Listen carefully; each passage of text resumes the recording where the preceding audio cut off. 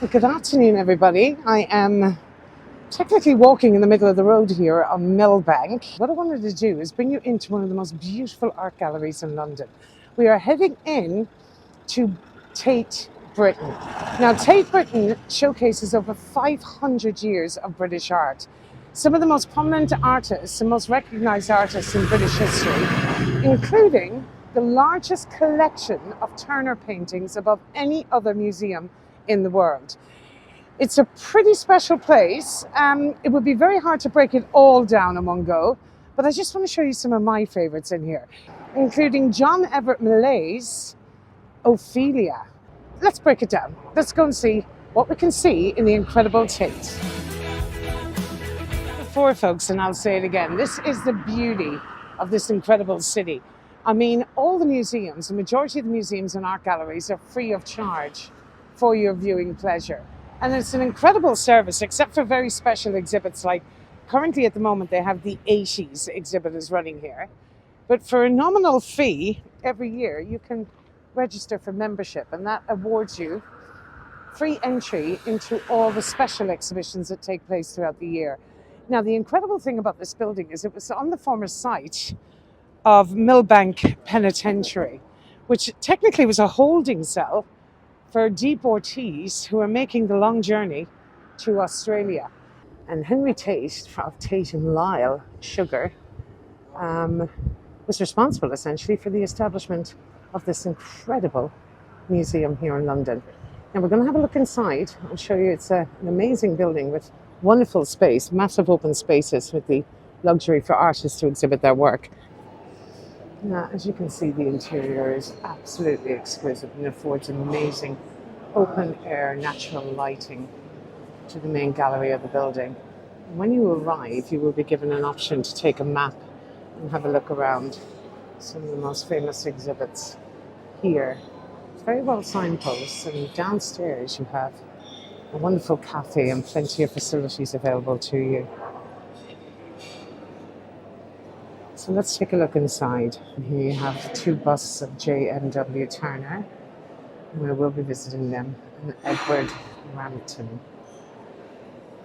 Now, quite interestingly, it says here, Braco Dmitrijev brings together a portrait bust of JWM Turner and a member of the public by celebrating an unknown individual as if they were both notable public figures. He invites us to reflect on the arbitrary nature of fame. He also questions the idea of this commemorative bust, which is used to elevate and promote certain individuals. But first, let's take a look at the Henry Moore exhibit. He was a prominent British sculptor and artist, and he was known for his large-scale abstract sculptures. This is largely associated with the modernist movement, and even if you're not a novice when it comes to displays in art, you will be familiar with a lot of Henry Moore's statues or sculptures, which are all over London, actually. A lot of his work can be seen at the Arch in Kensington Gardens. You have the circular altar, actually, which is known as the Camembert Wheel in St. Stephen's Walbrook in the city of London. You have the Knife Edge, which is a two-piece sculpture, bronze sculpture, which is in College Green in Westminster. And then you have another fabulous piece, which we'll later see locking pieces known as at Millbank. So his display here shows about 30 works in two different rooms in Tate Britain. But he is largely associated again with the modernist movement. And we'll take a look inside. This one is particularly striking. And we'll see.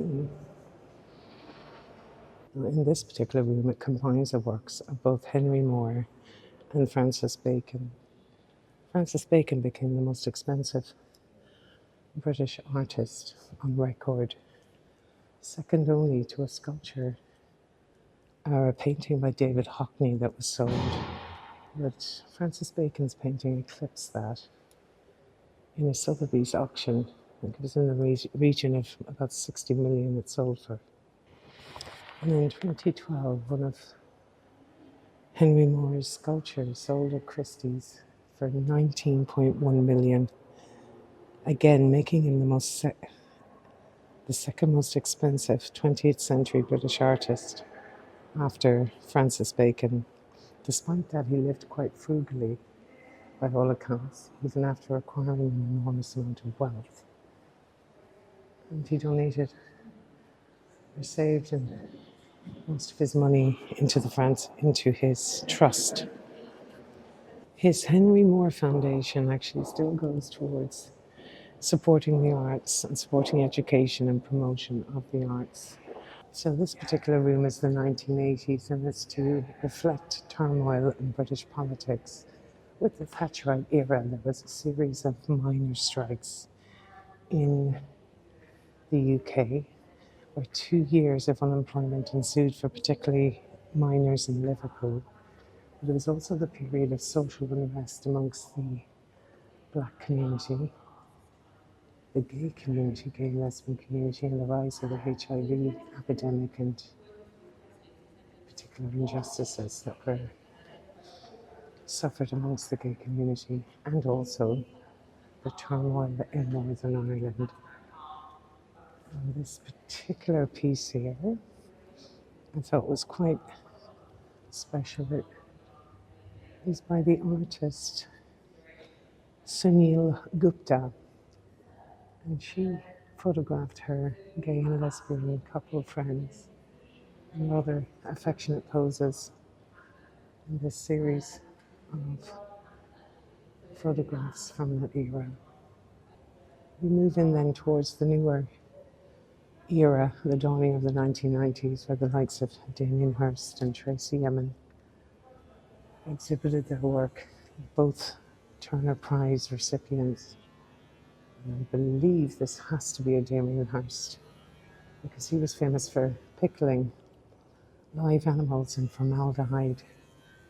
This is Damien Hirst, and these are jars of formaldehyde in which are inside cows' organs. And what it says there is his idea behind this was their stock with jarred cow's organs in a clinical presentation of life that contrasts the varied feelings of the title.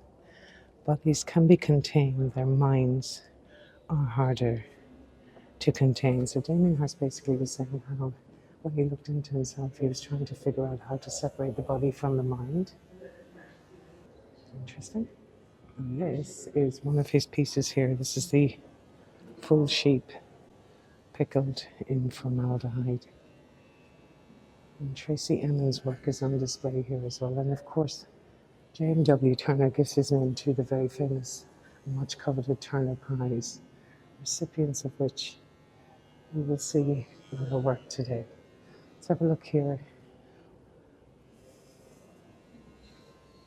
2 walnuts and a cigar between makeshift genitalia, the warm light bulb glowing in the bowl suggests a fiery underworld. The toilet is an intimate place and a regular subject by Sarah Lucas. Throughout her work, everyday objects are playfully transformed to expose the mischievous, destructive, and vulnerable parts of life.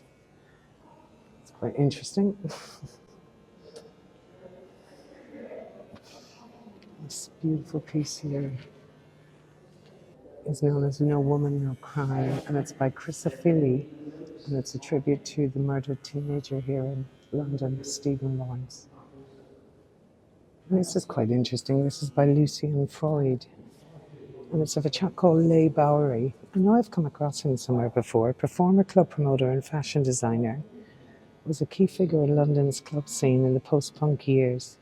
He created extraordinary costumes for himself, and his cheeks were pierced, as you can see there. And so that he could attach fake smiling lips to his face with large safety pins. How bizarre. Now, in the background, I'd heard this buzzing, and I thought that there was something wrong with the wiring in the area, but apparently this is from Mona, And current disturbance is known as explores systems of control, political tension, and the human body under surveillance. The installation, it says, consists of a wide and wood wire mesh structure of 240 stacked cages with a single household light bulb right inside. Now, this particular room then is to reflect the year 2000s, and it includes 5 centuries of rooms celebrating British art. This is exhibiting the works were made in the last decade, mostly since 2020, and many are new to the Tate's collection. The recent history has seen a succession of crises, ruptures, and social justice movements in Britain and the world. These include the Brexit referendum, apparently, COVID-19 pandemic, a cost of living crisis, the election of Donald Trump, Black Lives Matter, and the Me Too movement. These are pictures from the Black Lives Matter protests that took place here. And this one I'm rather intrigued to know what it represents. There's amazing leather jackets on the back of these plastic white seats. It's basically to represent women on bikes, known as violent revs, giving the illusion that they've just left the room. Kind of a female version of biker gangs that kind of arose in the 1950s and 1960s in the US that still exist today. So this beautiful piece of work is to depict Victorian crowds and a stereotype that became familiar to audiences, where they are all different types of figures and perspectives of middle-class viewers. There's one particular one down here that I want to show you. It's by John Singer Sargent, a very famous artist during the Impressionist movement. But look at this particular room, you guys. Absolutely beautiful, and up-and-coming artists themselves imitating or attempting to recreate these incredible images. I want to take you down here though to show you this famous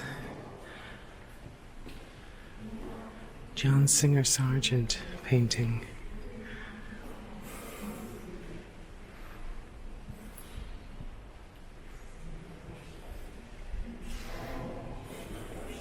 This one is particularly striking.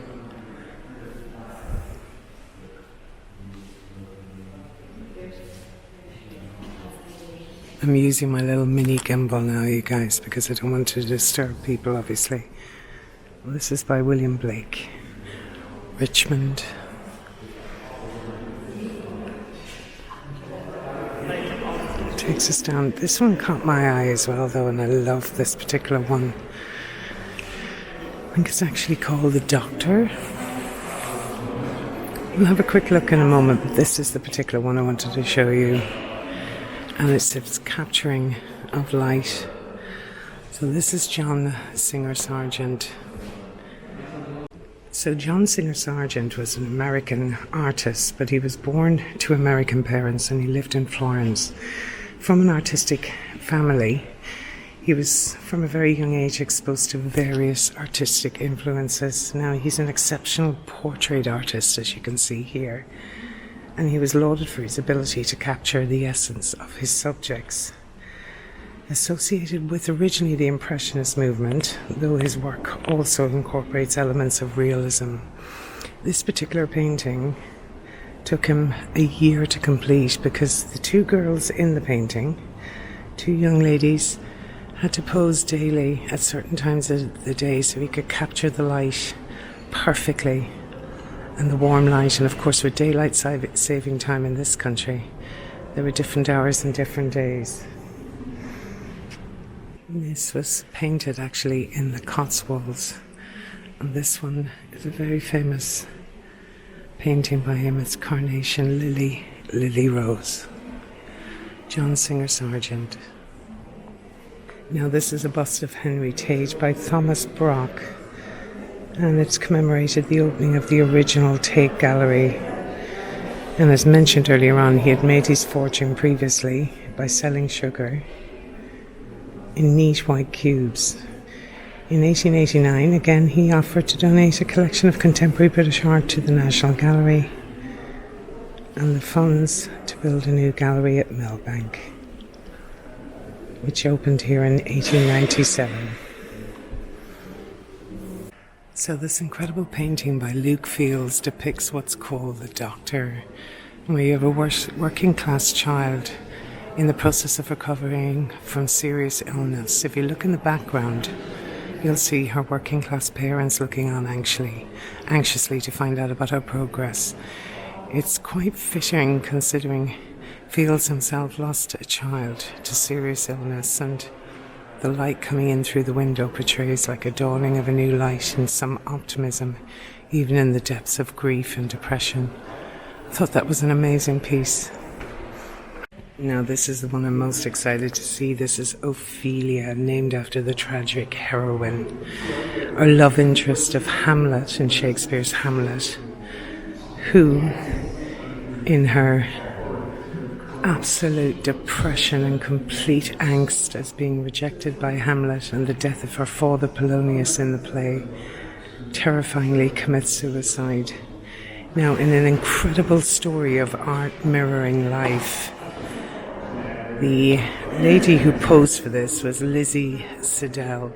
And for those of you who are regular watchers of the channel, you will know she is buried in the Rossetti family plot at Highgate Cemetery.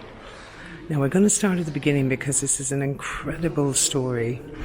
Lizzie Siddal was married to Dante Gabriel Rossetti, who was one of the Pre-Raphaelite Brotherhood, which also included William Holman Hunt and the artist, of course, John Everett Millais. Now, she was discovered in a milliner's store inside in Leicester Square by a friend of the Brotherhood.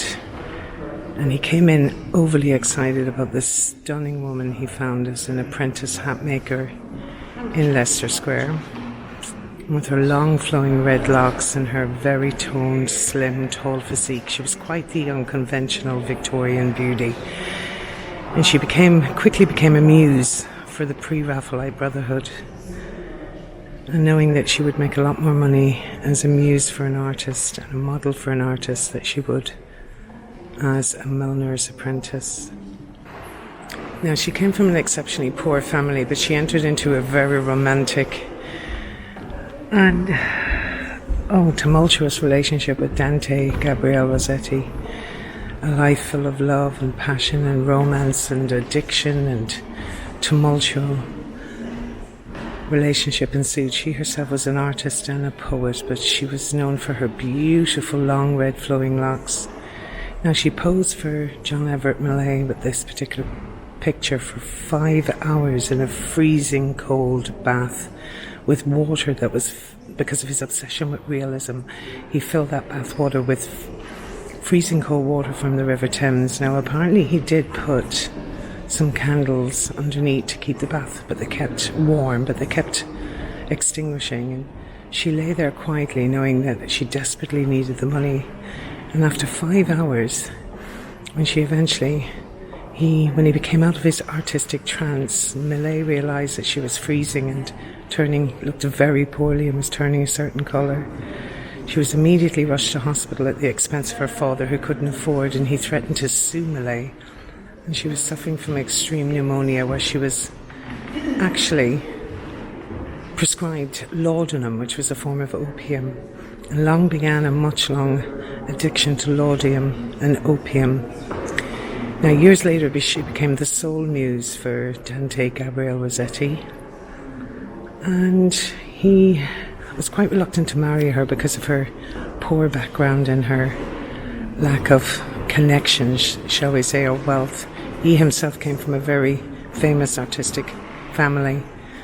Many of his relatives, of course, were all artists and poets and sculptors.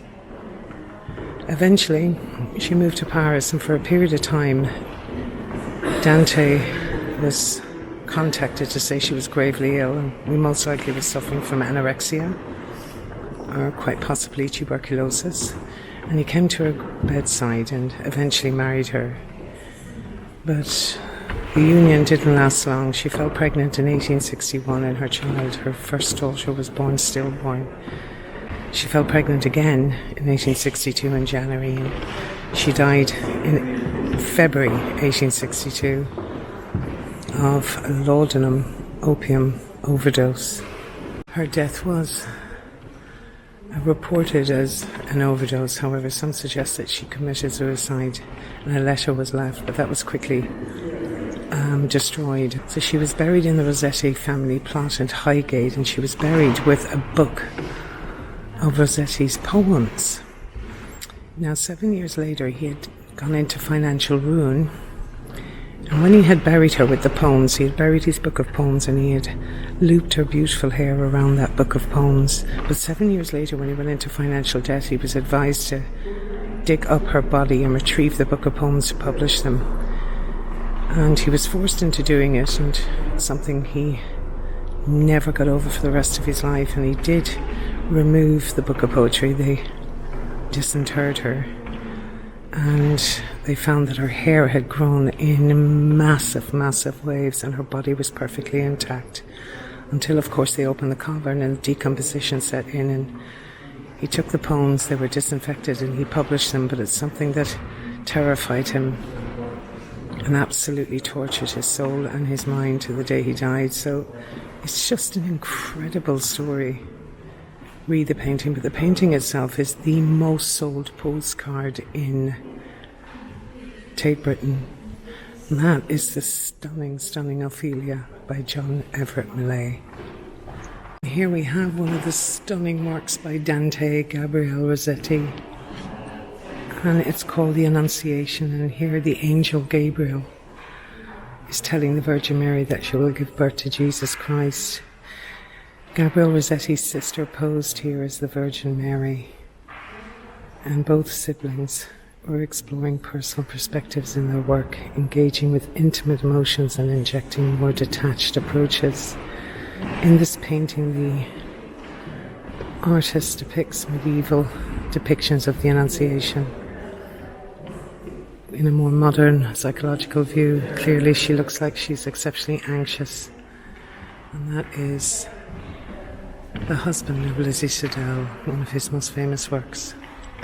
Now, another one of the Pre-Raphaelite Brotherhood is here, William Holman Hunt, and this is known as The Awakening. Conscience, 1853, and it's inspired by the works of Charles Dickens. He shows an aristocratic man visiting a working class woman who lives in a flat he owns.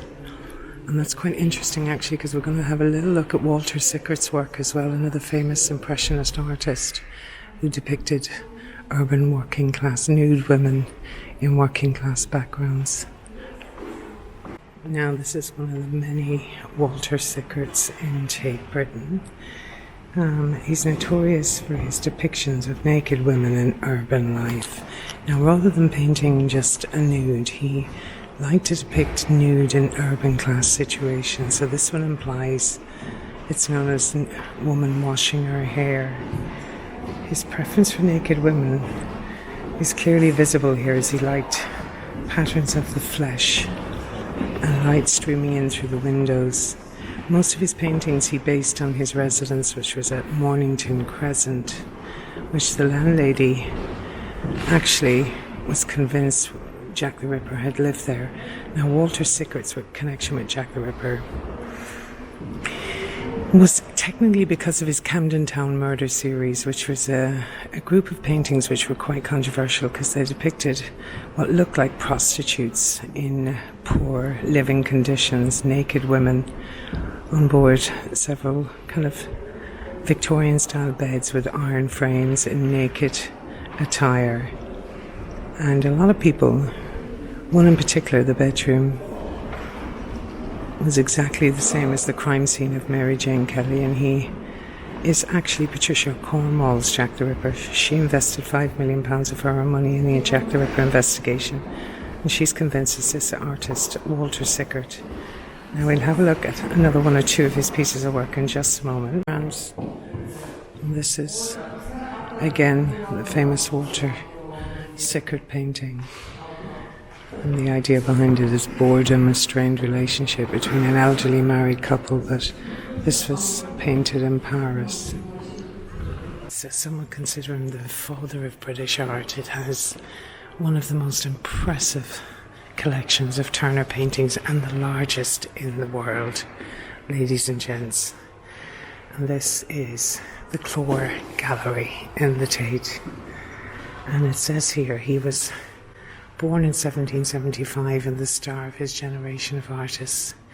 His bold paintings challenged convention and still inspire artists to this day.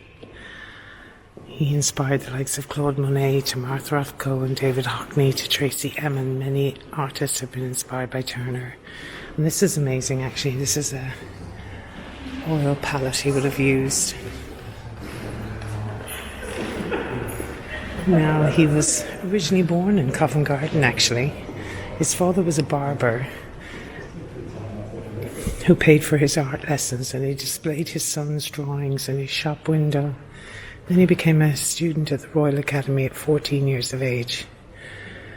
And you could spend hours looking at his incredible work, folks, inside the art exhibit. But there's one in particular I want to show you, because he was known for his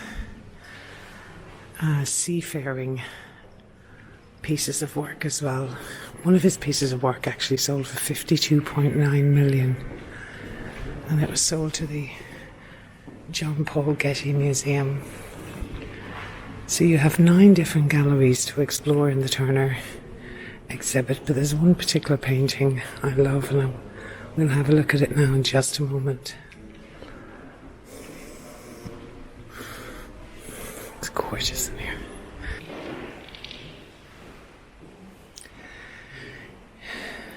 Now, from everyday work of fishermen to major naval battles, Turner's paintings of the sea reflect Britain's identity as a maritime nation. And by the 1790s, Britain's power at sea was unrivaled. Its navy was the largest in the world. And his essence of capturing these battles at sea is what's lauded him as one of the greatest artists of our generation. And this particular one is of interest to us, of course. And this is the incredible painting depicting the Battle of Trafalgar. And there's a couple of features in this. You will see, you look a bit closer, you will see where Nelson himself has fallen. He was killed by sniper fire in the first 20 minutes of action. And right up here, you'll just make out the sniper that killed probably one of the most celebrated Navy admirals in British history. Now, the French flags are at lower mast here because they were defeated at the Battle of the Trafalgar, but it was quite a difficult defeat for them, a victory for them to celebrate, considering the death of Nelson. Now, he also extensively travelled, and that's reflected in 6 months he spent in Rome, actually. And this is a painting at the Colosseum, just above the Colosseum. Look at that beautiful piece of work. Actually, not the Colosseum, my apologies, it's the Vatican, and it was a tribute by Turner to the famous painter and architect Raphael, who is depicted here overlooking this incredible scene of the Vatican. Another beautiful painting showcasing his extensive travels around the world, and particularly initially in Rome. Now this reflects his love of fascination with the darker side of life at sea, and he painted storm, shipwrecks and terrifying atmospheres over and over, leaving many of them actually unfinished. And in his imagination, the seas always swelled during the last 20 years of his life. Maybe that had something to do with his own turmoil, perhaps, but these kind of depicting a much darker and tumultuous psyche with regards to life at sea. And this is known as Frosty Morning. He was obsessed with also urban life and peasant life in the fields, and one morning he observed this scene. This little girl here in the cool morning is wearing a hair over her shoulders. She was said to be modeled on Turner's own daughter, Evelina. Frosty Morning. Claude Monet remarked that this painting was painted with open eyes. This is one you'll all be familiar with. This is London from Greenwich Park. And it was the largest busy city in the world at the time. And Turner painted this picture. Greenwich Hospital, as you can see there, was a home for retired Royal Navy seamen. It's at the centre of the painting. And the sunlight River Thames leads our eye to the dome of St. Paul's. As you can see the Thames there leading up to the dome of St. Paul's. So you got to check out the Turner exhibit, and I love the way they've put it out from his earliest paintings to his last. And each one has its own little description beside it. So even if you aren't an art connoisseur, which I am not by any manner of means, it gives you some sort of an insight into the artist's professional career and his development as an artist and the stages of his life that inspired his work. An incredible place to visit, you guys.